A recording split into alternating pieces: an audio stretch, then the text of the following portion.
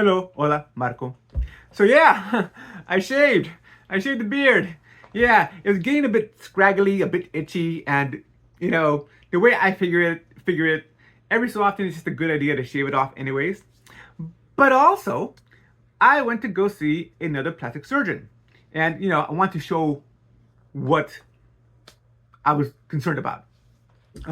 Actually, what it was, uh, I from my home to CrossFit, I happened to look to the side, and on the building it said Witter Plastic Surgery, and this place is like 10 minutes away from my home. It's like, okay, want to check that out. So I made an appointment, and I went to go see the doctor. Uh, the nurse takes me back to the examination room, and a few moments later, the doctor comes in. The doctor explained or asked me, what brought me in. And I say how in 2021 I got bariatric surgery. Since then, I've got a personal trainer. I've dialed in on my nutrition. I do yoga. I do CrossFit, and I've lost about 330 pounds.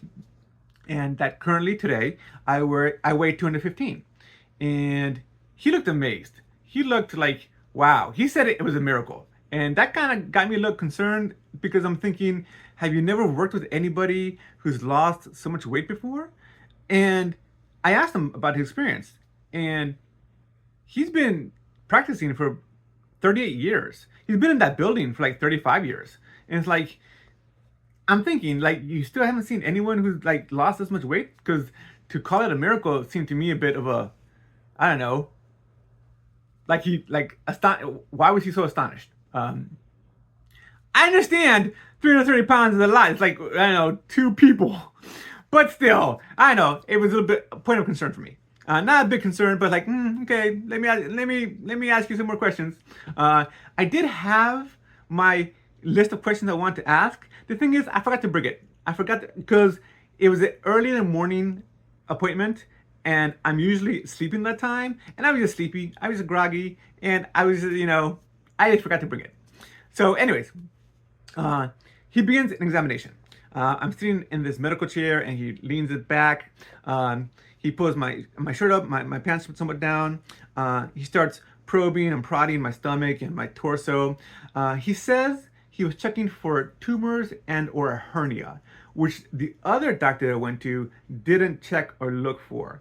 I'm not sure why or what the difference was there, but another thing that this doctor did is give me my BMI. So he asked me how tall I was, and I told him 5'10", and then he checked an app, and he said my BMI was 30. And so I had room to lose weight because I said that when I went to go see, I told him about the first doctor I went to go see, and I told him how my goal weight was 220, but I then decided to change my goal weight to 200, and the first doctor said, okay, fine, let's wait to get down to 200. And when I met this doctor today, again I was 215, and he said, yeah, I have room to lose. So the fact that you checked for BMI, which to me seems like an outdated measurement, again, kind of gave me a bit of a, I'm not sure I want to go with this guy type of thing, type of feel. But again, I can't deny his experience because he did then also show me some before and after pictures of people who were people who lost like 60 pounds, people who lost like 80 pounds. And yeah, these were some really heavy people. And the work he showed me of the before and after was kind of impressive. I mean, some of these people had like really large leftover skin, and you can see that after the surgeries, it was pretty well contoured. Some people had more scarring than others. The doctor said that because my skin is so elastic, that the scars wouldn't be as bad necessarily. Yeah. Then he talked about the surgeries. He said there would be multiple surgeries for my stomach, a tummy tuck, for my chest, for my arms, for my thighs, for my butt. He did mention that he does a mid-thigh lift, but he doesn't do the full thigh lift because apparently that's more of an intensive, more a greater surgery, and he doesn't do that. Then he talked about some recovery times and how it would be expensive. And the reason for that is because he doesn't take insurance, which is okay. I didn't get to pricing with the first surgeon, so I didn't have a good idea of what it would cost without insurance, and I certainly don't have a good idea how much it would cost with insurance. So what he told me, actually what the nurse told me afterwards is, let me show you. Okay, and if you can see that, yeah, $17,545 all out of pocket because he doesn't take insurance.